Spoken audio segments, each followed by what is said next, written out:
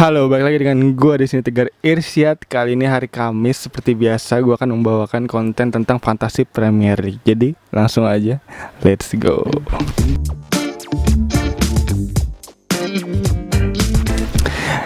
Game week kedua, game week yang benar-benar terbaik ya, game week yang menyuguhkan banyak banget gol, dan ini benar-benar game week terbaik ever yang pernah gue alamin, karena poin gue kali ini benar-benar bisa dibilang ini poin tertinggi gue sejauh ini main FPL ya, karena terakhir kayaknya poin tertinggi gue tuh 103 dan sekarang poin gue adalah 108.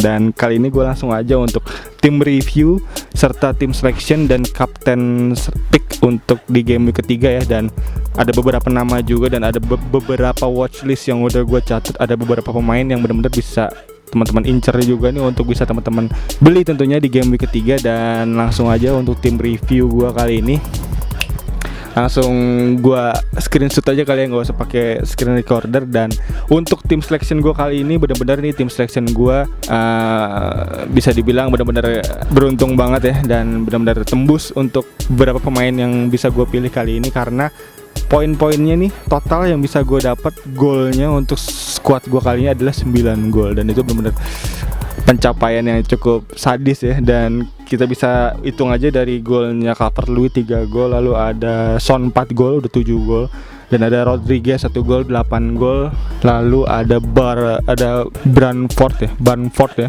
pemain dari Leeds United 1 gol, 9, dan juga ya udah itu pemain yang mencetak gol untuk di game week kedua gua kali ini.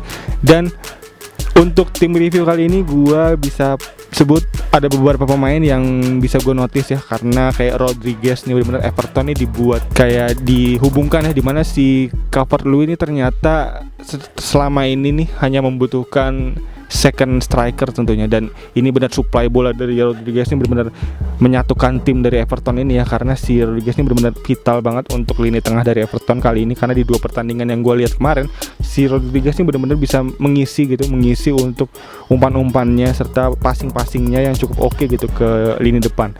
Dan jadi tinggal finishing aja gitu untuk Calvert-Lewin dan Richarlison tentunya. Cuma sayangnya Richarlison ini kayaknya kurang tajam ya untuk di 2 game week awal ini ya, karena beberapa gue lihat banyak banget peluang-peluang yang cukup emas gitu miss gitu aja karena gagal dimanfaatkan oleh Richarlison. Dan selanjutnya ada Son ya. Son ini benar-benar di luar dugaan, karena pertama gue lihat Southampton ini benar-benar bermain terbuka dan juga benar-benar high line defensif ya, jadi benar-benar tinggi garis pertahanannya dan full attack juga. Dan bisa kita lihat juga bahwa si Southampton ini kemarin sempat cetak gol duluan ya lewat dari Danny Ings 1 gol di awal yang benar-benar mengagetkan juga untuk squad dari Tottenham ya. Bahkan Mourinho terlihat sedikit kesal gitu waktu si Ings ngegolin.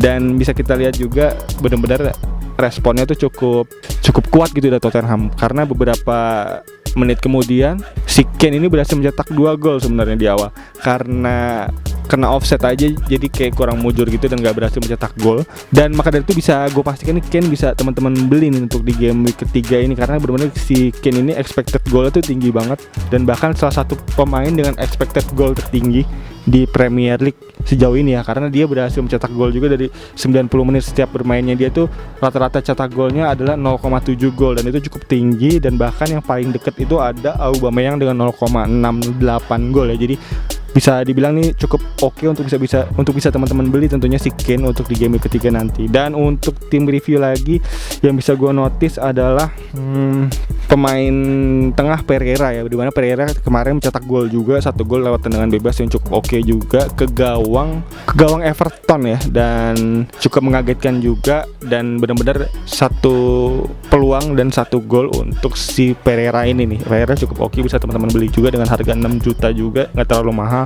mediocre midfielder yang bisa teman-teman isi untuk budget juga.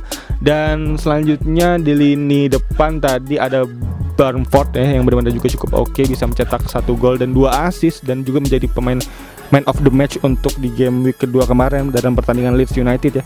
Dan Leeds United ini benar-benar gue catat dia telah mencetak hingga 7 gol ya, bahkan menjadi tim terbanyak cetakan golnya sejauh ini di Premier League hingga game week kedua ini. Dan juga bisa gue pastiin bahwa si Leeds United ini si pelatihnya ya, si Marcelo Bielsa ini benar-benar meramu tim Leeds United ini menjadi tim yang attack banget ya, dimana benar-benar full attack dan juga cukup bisa teman-teman bilang cukup oke untuk bisa teman-teman ambil nih pemain-pemainnya yang cukup murah juga, dan juga bisa teman-teman percayakan nih beberapa pemain dari Leeds United yang bisa teman-teman isi di squad teman-teman semua nih. Di antaranya ada Bamford, ada tadi Jack Harrison yang seperti minggu lalu gue bilang, ada Calvin Phillips juga, dan juga benar-benar attack-nya tuh kayak serangan balik yang gegen pressing banget gitu, dimana ini jauh sebelum gegen press-nya si Klopp, si Bielsa ini yang terkenal dengan pressing mautnya. Jadi benar-benar ini kayak the father of gegen pressing gitu si Bielsa ini untuk ramuan timnya, jadi bisa cukup menarik untuk pertandingannya. Dan itu kelemahannya adalah emang di lini pertahanan dari Leeds United ini nggak cukup bagus, jadi bisa nggak bisa menopang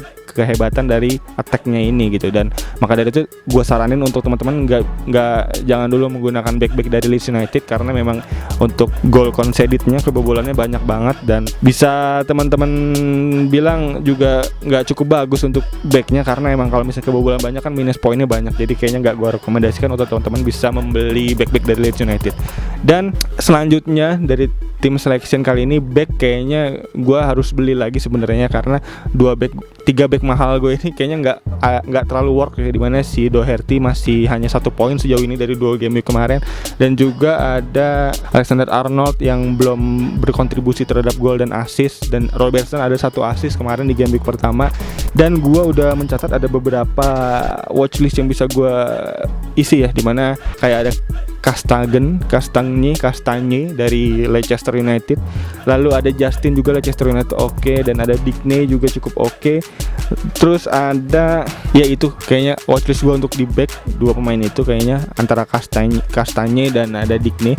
Lalu di lini tengah gue juga ada watchlist yang cukup oke juga nih, dimana ada Kevin De Bruyne yang plot permainnya tuh berubah gitu, dimana dia sekarang mengisi tempat yang ditinggalkan oleh Silva, di mana dia mengisi sebagai attacking midfielder, player number 10 gitu. Jadi kayak playmaker yang ada di belakang striker, dan itu cukup gede juga potensi golnya, expected golnya juga cukup oke.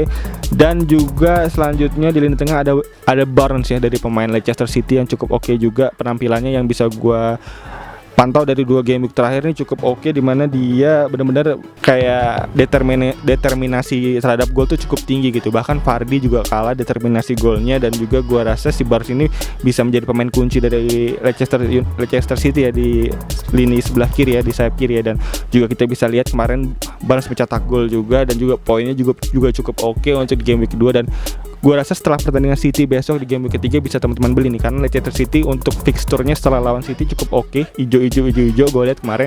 Dan juga bisa teman-teman ambil Barnes untuk mengisi lini tengah teman-teman semua. Dan selanjutnya di lini depan ada Bamford yang juga cukup oke dibanding Mitrovic ya gue rasa ya. Dan kayaknya itu berikut untuk watchlist gue kali ini bisa gue sebutin.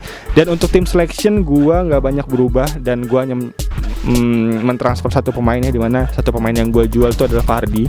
Gue jual lalu gue ganti dengan Harry Kane. Jadi Harry Kane ini karena di beberapa game week ke depan juga cukup oke untuk fixturnya, dan gue rasa bisa menjadi tumpuan poin gue ke depan. Dan bahkan kayaknya gue akan jadiin kapten juga, karena kapten pick kali ini cukup berat ya, dimana ada pemain-pemain oke yang sayangnya fixturnya nggak cukup bagus nih. Kayak ada Salah akan melawan Arsenal, lalu ada Kevin De Bruyne akan melawan Leicester City, dan lalu ada Aubameyang juga yang akan melawan Liverpool, karena Arsenal lawan Liverpool akan ketemu. Dan ada Vardy yang ketemu sama Manchester City yang nggak cukup oke tentunya untuk bisa dijadiin kapten. Dan selanjutnya ada Tottenham melawan Newcastle. Newcastle kayaknya akan bermain deep defensif, yang dimana tentunya kayaknya golnya nggak akan banyak juga untuk analisa yang banyak gue baca di internet ya, karena kayaknya Newcastle udah sadar gitu bahwa dirinya kayaknya nggak akan bisa menandingi keganasan dari penyerangnya. Maka dari itu kayaknya nggak mungkin Newcastle ini akan bermain open play seperti layaknya Southampton di minggu lalu. Jadi kayaknya gue rasa si back dari Newcastle ini akan bermain deep defensif ya, jadi akan dalam banget untuk pertahanannya gue rasa. Jadi kayaknya agak susah nih untuk bisa mencetak banyak gol. Jadi kayaknya gue prediksikan untuk Tottenham melawan Newcastle tuh kayaknya hanya 1-0 atau enggak 0-0 1 sama. Jadi kayaknya nggak banyak gol, dan maka dari itu kayaknya nggak recommended untuk sebenarnya ya bisa gue pakai pemain-pemain dari Tottenham untuk bisa menjadi kapten gitu, karena gue rasa nggak cukup oke seperti yang gue bilang analisa tadi. Namun kayaknya gue masih mempercayakan terhadap Kane ya, karena Kane ini di beberapa pertandingan pertemuan terhadap Newcastle ini berhasil mencetak gol ya. Bahkan di 4 pertandingan terakhir dia berhasil mencetak hingga 3 gol untuk lawatannya terhadap Newcastle gitu, melawan Newcastle untuk di beberapa pertandingan terakhir. Dan juga bisa teman-teman ambil juga Kevin De Bruyne, karena Kevin De Bruyne juga cukup oke, bisa kita lihat di pertandingan pertama kemarin, karena plotnya sebagai pemain itu berubah ya, dia sebagai playmaker sekarang, dan gua rasa expected golnya juga cukup tinggi sekarang, dan bahkan dia mencetak 1 gol kemarin terhadap tendangan penalti yang dijegal juga dia ya, oleh back dari melawan Wolves kemarin ya. Dan kayaknya bisa teman-teman pilih ini untuk bisa menjadi kapten, tentunya Kevin De Bruyne. Dan juga ada Sterling yang cukup oke, kayaknya bisa teman-teman ambil, karena Sterling ini benar-benar kayak dari musim lalu juga cukup oke untuk di awal-awal musim, bisa teman-teman ambil tentunya. Dan selanjutnya yang bisa gue jadiin kapten untuk di game week ke depan tuh sebenarnya ada nama Bamford ya. Si Bamford ini kayaknya bisa teman-teman jadiin kapten, walau kayaknya agak beresiko dan tentunya akan diferensial poinnya akan gede gitu, karena nggak mungkin ada orang banyak yang bisa menggunakan Bamford menjadi kapten. Karena gue lihat dari sisi statistik bahwa menyebutkan si Sheffield United ini melawan Leeds United ini di 2 pertandingan terakhir, yaitu tahun 2018 ya, di EFL tentunya. Leeds United bisa berhasil menang terhadap Sheffield United nih. Dan juga gue lihat si Bamford formnya lagi oke, dan juga si Sheffield United ini backnya kemarin si Egan kartu merah yang membuat si lini pertahanan Sheffield United kayaknya agak timpang untuk di game week ketiga ini. Dan gue rasa bisa dimanfaatkan oleh Bamford untuk bisa mencetak gol tentunya, dan kayaknya bisa meraih banyak poin, dan tentunya bisa menjadi diferensial poin juga untuk teman-teman yang berani menggunakan Bamford menjadi kapten gitu.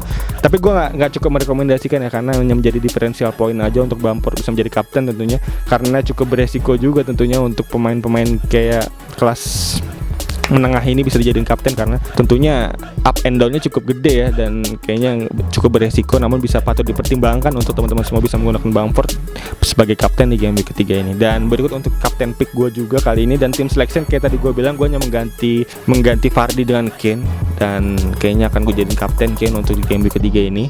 Dan kayaknya game week ketiga ini gak terlalu tinggi poinnya, karena memang banyak clash dari tim-tim besar yang tentunya membuat poinnya agak tergerus ya. Bahkan Aubameyang juga sebenarnya bisa juga dijadiin kapten, cuman kayaknya nggak cukup oke, karena sesuai catatan yang gue lihat juga bahwa si Aubameyang ini belum pernah mencetak gol terhadap gawang Liverpool ya selama lawatannya di 4 pertandingan terakhir, dan tentunya itu menjadi catatan yang agak-agak menyeramkan untuk teman-teman yang menggunakan Aubameyang sebagai kapten. Terlebih lagi akan main di Anfield tentunya, karena di Anfield sejauh ini Liverpool belum pernah kalah ya dari tahun 2018 kalau nggak salah, dan itu membuat kayak determinasi Liverpool untuk menang lagi lebih tinggi tentunya. Dan berikut untuk tim selection gua kali ini yang semoga gacor tentunya, dan akan terulang lagi tentunya semoga. Dan total poin gua kali ini 159 poin, cukup oke ya, dan peringkatnya tentunya pada panah hijau, dan sangat happy gue untuk di game week kemarin, dan tentunya semoga bisa terulang lagi ya untuk di game week ketiga kali ini. Dan untuk teman-teman yang punya saran serta masukan serta diskusi tentang pemain-pemain, bisa langsung aja ditulis di kolom komentar, nanti bisa gue jawab dan bisa kita diskusikan bareng tentunya untuk di kolom komentar di bawah. Dan juga untuk teman-teman yang baru nonton bisa langsung klik tombol like, subscribe, dan lonceng yang ada di bawah.